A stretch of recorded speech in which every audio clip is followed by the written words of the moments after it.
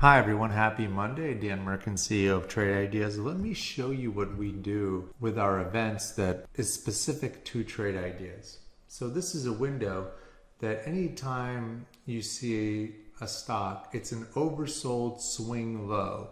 So it's making lows and on fairly high relative volume. But here's what we can do that's a little bit different. I can right click and I can say backtest this strategy, and I can say something like, okay, so I'm going to trade from West Coast time 6:44 to 11, no new positions after that, and exit at the open after 6 days, tomorrow and 5 days. So I'm going to hit simulate buy and watch what's taking place.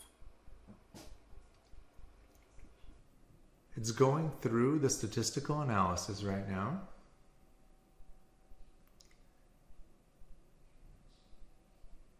And we just ran through, let me grab it here so it's easier for you to see.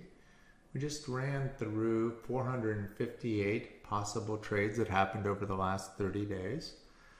And here's what we have for the information. So this tells you that right now there are some interesting and good possible swing candidates.